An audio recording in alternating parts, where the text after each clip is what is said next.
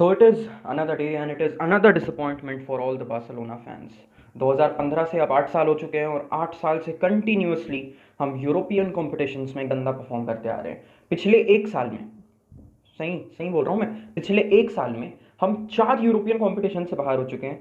पिछले सीज़न हम यूसीएल से बाहर हुए, उसके बाद पिछले सीज़न यूरोपा में गए, वहाँ से फ्रैंकफर्ट से हार गए और बाहर हो गए। इस सीज़न हम यूरोपा में वापस आए क्योंकि हम यूसीएल से बाहर हो गए थे, और इस सीज़न यूरोपा से भी हम बाहर हो चुके हैं क्योंकि बार्सिलोना मैनचेस्टर यूनाइटेड से हार चुकी है 2-1 ओल्ड ट्रैफर्ड में। और आई एम जस्ट डिसअपॉइंटेड क्योंकि एट दिस पॉइंट पता है, अगर तुम लोग बार्सिलोना फैन हो, तुम लोग को एक बात पता है कि ऐसी चीज़ें होती रहती है, ठीक है ना।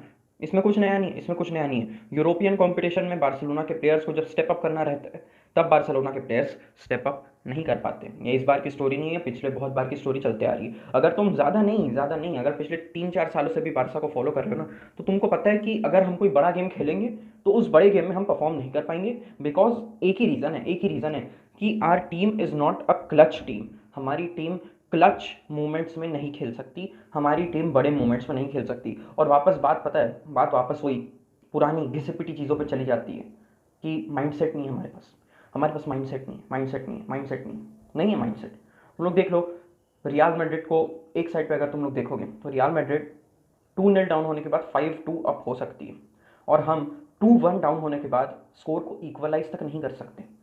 और ये सिर्फ मैं इस लेग की बात नहीं कर रहा हूँ, अगर तुम लोग फर्स्ट लेग में भी देख लो तो फर्स्ट लेग में भी जो गोल पड़ गया था वो गोल बस पड़ गया था। तुमको पता है वो सेकंड गोल कैसे पड़ा था, जो रफीनिया का इक्वलाइजर था, वो तुम लोग को पता है कैसे पड़ा था। तो मैं वही बोल रहा हूँ कि कल हमने चांसेस कितने क्रिएट करे, तुम लोग बताओ मेरे को, कल हमने क्लियर चांसेस कितने क्रिएट किए। मैं अपन पूरे डिटेल में आएंगे कि फर्स्ट हाफ में क्या हुआ, सेकंड हाफ में क्या हुआ, बट मैं यहाँ पे बेसिक बातें कर रहा हूँ। कल अगर तुम बार्सिलोना को देखोगे, अगर तुम as a neutral fan Barcelona को देखोगे, तो तुम्हारे पास क्या रीज़न है कि मैं थोड़ा थोड़ा बार्सा की तरफ डेविएट हूँ और थोड़ा थोड़ा बार्सिलोना को सपोर्ट करूँ। तो एक रीज़न बता दो तुम लोग मेरे को, ठीक है ना।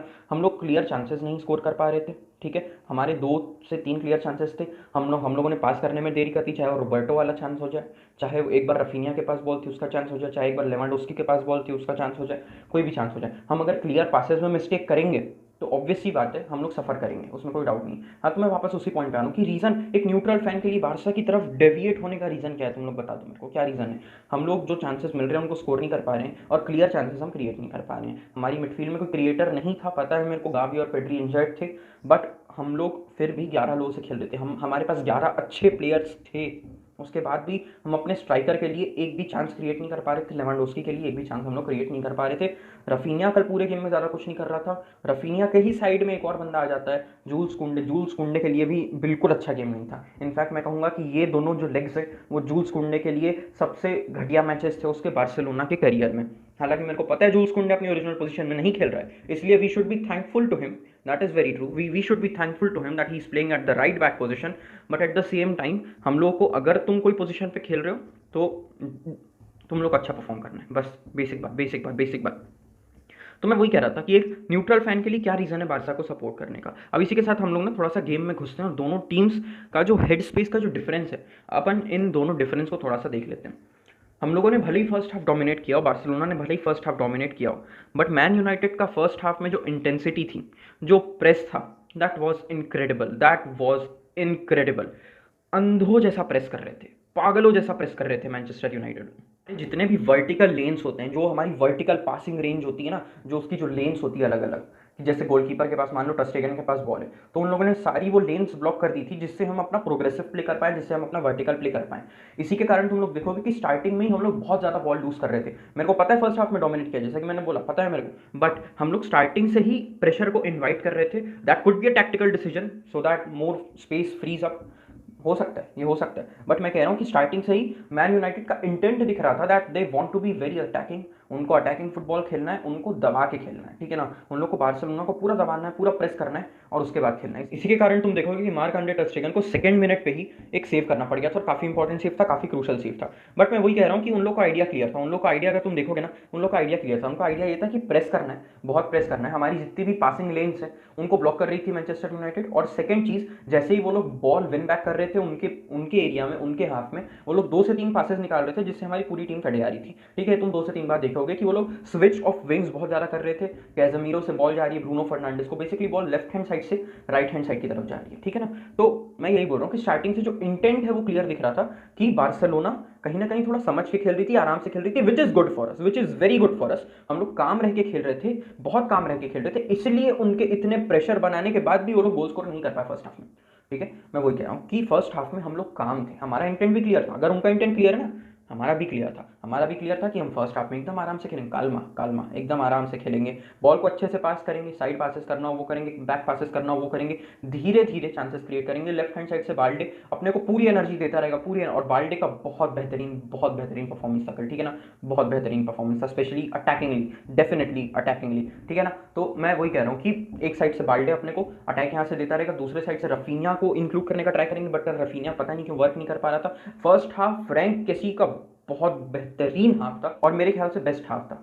फ्रैंक केसी के लिए ये बेस्ट हाफ था जो उसने बार्सिलोना में दिया है, उसका फर्स्ट हाफ बेस्ट हाफ था। बुस्केट्स भी अच्छा खेल रहा था, 2-3 जगह कहीं कहीं मिस्टेक्स कर रहा था बिकॉज ऑफ रस्ट, बट ठीक है, बुस्केट्स ने बाद में रिकवर कर लिया, और इनफैक्ट ओवरऑल गेम बुस्केट्स का मेरे हिसाब से काफी अच्छा गेम था। And the same goes for Frenkie de Jong. Frenkie de Jong का बहुत प्यारा गेम था। इसके साथ हमारा जो डिफेंस है, डिफेंस के लिए भी फर्स्ट हाफ बहुत प्यारा था, डिफेंस स्ट्रॉन्ग दिख रहा था।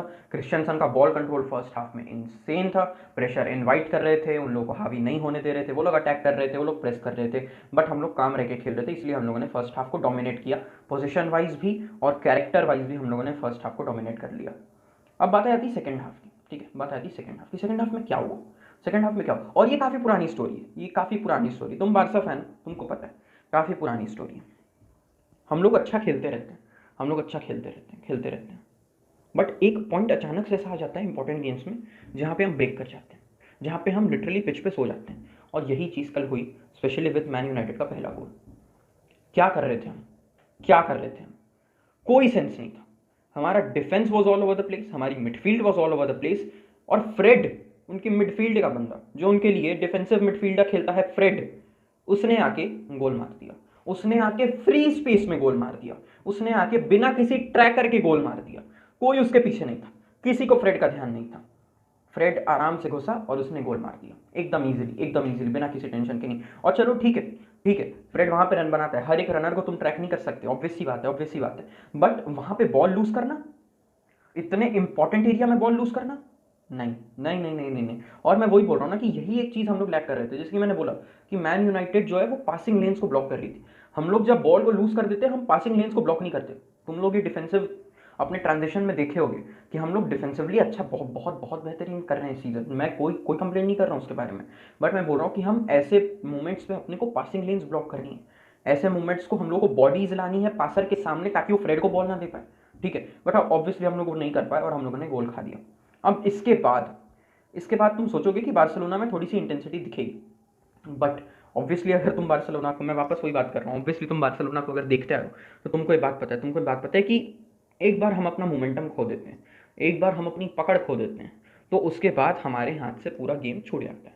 क्योंकि पता है चीज़ क्या है कि बार्सिलोना तभी जीत सकती है, सुनो अच्छे से, बार्सिलोना तभी जीत सकती है जब हम पूरे गेम को डोमिनेट कर रहे हो, ठीक है। हम लोग एक बार पीछे जाने के बाद, हम लोग एक बार सेटबैक होने के बाद हम लोग वापस गोल नहीं मार सकते, हम लोग वापस गेम को नहीं जीत सकते, और यही एग्जैक्ट कल हुई, यही एग्जैक्ट चीज़ कल हुई, यही एग्जैक्ट कल चीज़ हुई।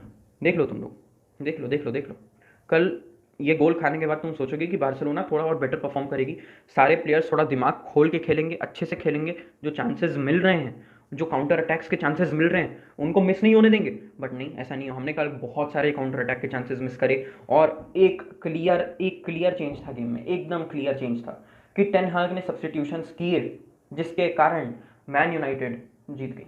As simple as that. Workhorse नहीं खेल रहा था, वर्कहॉर्स परफॉर्म नहीं कर, वो क्रिश्चियनसन ने पॉकेट कर लिया था वर्कहॉर्स को, तो फिर तो कहा, एरिक टेन हाग ने कहा ठीक है चेंज कर देते हैं, कोई दिक्कत है क्या, चेंज कर देते हैं। उसने चेंज करके वहाँ पे एंटनी ले आया, और मैन यूनाइटेड का पूरा जो मैन यूनाइटेड का जो पूरा अटैक है वो उसी साइड से होने लगा, उनके राइट हैंड साइड से होने लगा, एंटनी के साइड से होने लगा। और उनके साइड से वो लोग अटैक इसलिए कर रहे थे, क्योंकि मैं इस पॉइंट पे मैं पहले भी बोल रहा था, इसीलिए क्योंकि बाल्डे वॉज गुड अटैकिंगली, काफ़ी specific, Balde was good attackingly, Balde was not good defensively. अब देखो मेरे को पता है वो 19 साल का है, धीरे धीरे सीखेगा, इसलिए मैं ज़्यादा हाइपर नहीं हूँ, इसलिए मैं ज़्यादा ब्लेम नहीं कर रहा हूँ किसी को। But all I am saying is कि बाल्डे अगर आगे है तो जैसे तुम फर्स्ट हाफ में देखोगे फ्रेंकी डियोंग बाल्डे की पोजीशन में खेल रहा था, फ्रेंकी डियोंग कहीं ना कहीं लेफ्ट बैक पोजीशन में आ रहा था, 3 से 4 बार आया फ्रेंकी डियोंग बॉल्स को रिकवर करने के लिए, डिफेंड करने के लिए। वो चीज़ हम लोग को सेकंड हाफ में नहीं दिख पा रही थी। ये एक चीज़ हो गई। अब इसमें फ्रेंकी डियोंग की बिल्कुल गलती नहीं है, बिल्कुल गलती नहीं, क्योंकि फ्रेंकी डियोंग ही अकेला ऐसा प्लेयर है जिसमें कल इंटेंट दिख रहा था सेकंड हाफ में चीज़ों को चेंज करने का और गोल मारने का। तो ये तो एक चीज़ हो गई। मैं यहाँ पे बोल रहा था कि बाल्डे के आगे होने के कारण मैन यूनाइटेड का जो है अटैक हो रहा था पूरे उनके राइट हैंड साइड से, ठीक है, उनके राइट हैंड साइड से पूरा अटैक हो रहा था और क्रिश्चियनसन के लिए प्रॉब्लम्स क्रिएट होनी स्टार्ट हो गई। क्रिश्चियनसन के गर्दन के पीछे खड़ा हुआ था एंटनी पूरे टाइम, तो जिसके कारण क्रिश्चियनसन ने भी कल डिफेंसिव एरर्स किए थोड़े थोड़े, ठीक है, ये एक चीज़ हो गई। अब आ जाते हैं अपन मैन यूनाइटेड के सेकंड गोल पे। अगर तुम मैन यूनाइटेड का सेकंड गोल देखोगे, it was solely due to our mistake, solely due to our mistake. हम वापस वही चीज़ करते हैं, एक घटिया रीजन में हम बॉल को लूज़ करते हैं। रफीनिया वहाँ पे क्या कर रहा था मेरे को पता नहीं, उसने बॉल के ऊपर पैर रखा, उसका पैर स्लिप हो गया, पता नहीं जो भी हुआ।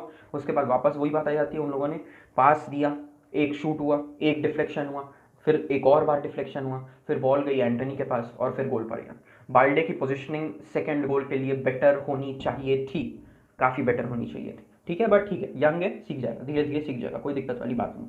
तो मैं वही कह रहा हूँ कि जब ये सेकंड गोल पड़ गया ना तब सबको पता था, जितने बारसा फैंस है सबको पता था कि बार्सिलोना हारने वाली है। There is no two ways about it, there is no two way about it, you know, there are literally no two ways about it. तो मैं वही कह रहा हूँ कि इसका रीज़न वापस वही आ जाता है कि हमारे पास इंटेंट नहीं था, हमारे पास हंगर नहीं थी। और ये बात मैं अपने वीडियोज़ में कितने, अब 2.5 साल से बोल रहा हूँ ये बात मैं अपने वीडियोज़ में, कि बार्सिलोना के पास इंटेंट नहीं था, बार्सिलोना के पास कुछ नहीं था, हंगर नहीं थी, और बस वही है। बट पता है ऑन दी अदर हैंड हम लोग को थोड़ा भी काम रहना है, हम लोग को थोड़ा भी काम रहना है, क्योंकि मैं बता रहा हूँ, क्योंकि शावी को सिर्फ अभी 1.5 साल हुआ है, ठीक है ना, रीबिल्ड इतने जल्दी नहीं होते, ये बात हम लोग को पता थी। मैंने जिस दिन शावी अपॉइंट हुआ था उसके दूसरे दिन वीडियो बनाया था मैंने, और उस टाइम बोला था कि अगर शावी पिछले सीज़न में, जो कि उस टाइम के लिए करंट सीज़न था, उस टाइम मैंने बोला था अगर शावी सीज़न कुछ नहीं जीतता ठीक है, कोई दिक्कत नहीं है। मैं तो बोलता हूँ अगर अगले सीज़न भी कुछ नहीं जीतता कोई दिक्कत नहीं, ये मैंने बोला था लास्ट सीज़न जब शावी अपॉइंट हुआ था। तो अगर हम उसको कंसिडर करें, क्योंकि रीबिल्ड में टाइम लगता है, हमको ये बात समझनी पड़ेगी। हम लोग अभी भी स्पेन में बहुत प्यारा परफॉर्म कर रहे हैं, हम लोगों ने सुपर कोपा डी स्पानिया जीत रखा है, हम लोग कोपा डेल रे के सेमीफाइनल में, हम लोगों के पास ला लीगा में 8 पॉइंट की लीड है, जो कि छोटी नहीं होती, जो कि छोटी नहीं होती। मेरे को पता है अभी सारी तरफ ट्रोलिंग चल रही होगी, सारे लोग बोल रहे होंगे कि La Liga is not a good enough league, La Liga is a plumbers league, ऐसी सारी चीज़ बोल रहे होंगे, बट ठीक है, अपने को पता है सच्चाई क्या है, और अपने को पता है ला लीगा जीतना कितना मुश्किल होता है, ठीक है ना, ये बात अपने को अच्छे से पता है, क्योंकि कंसिस्टेंसी चाहिए रहती है जो कि सबके पास नहीं होती। द गुड थिंग इज़ कि हम स्पेन में अच्छे हैं, शावी के पास आइडिया है जो कि पिछले 2-3 मैनेजर्स के पास नहीं था। शावी के पास आइडिया है, उसे पता है वो क्या कर रहा है। ऑब्वियसली बहुत जगह इंप्रूव होना है, बट हम लोग को टेंशन नहीं लेना है अभी, हम लोग को अभी जो स्पेन में हम अच्छा कर रहे हैं उसकी तरफ ध्यान देना है, और इसी से हमको आगे रीबिल्ड करना है। और जो हमारा पिछले 15 यूसीएल और यूरोपा लीग के गेम्स मिला के हम जो सिर्फ एक गेम जीते हैं, उसको हम लोग को नेक्स्ट सीज़न चेंज करना है। नेक्स्ट सीज़न हम चेंज कैसे करेंगे? अच्छी साइनिंग्स से हम चेंज करेंगे, एक अच्छी मेंटेलिटी से हम चेंज करेंगे, और जो डेड वुड है टीम का उसको भगा के चेंज करेंगे। तो बस वही था यार, बस वही था। ठीक है, डिसअपॉइंटमेंट है, मेरे को पता है बेटर रिजल्ट होना चाहिए था, but it is what it is, it is what it is. हम लोग गेम, पता है हम लोग फर्स्ट लेग में ही हार गए थे, ठीक है, हम लोग गेम फर्स्ट लेग में ही हार गए थे, कुछ बचा था नहीं सेकंड लेग के लिए, सेकंड लेग हार गए हम, पता था हारने वाले हैं, ठीक है, पता था हारने वाले, कोई दिक्कत नहीं है, अगले सीज़न वापस आएंगे, अच्छा खेलेंगे। Now it is time to support our team rather than playing the blame game, ठीक है, अपने को अपनी टीम को सपोर्ट करना है, बहुत प्यार से सपोर्ट करना है। स्पेन में हम अभी भी ट्रेबल जीत सकते हैं, डोमेस्टिक ट्रेबल जीतना आसान बात नहीं होती आसान बात, हम लोग को वो करना है, हम लोग को जीतना है, and we will be back next season man, will be back. तब तक मैं भी, हाँ, सपोर्ट करो यार, तुम भी सपोर्ट करो, मैं भी सपोर्ट करता हूँ, मिलते हैं नेक्स्ट वीडियो में, ठीक है, तब तक के लिए विस्का।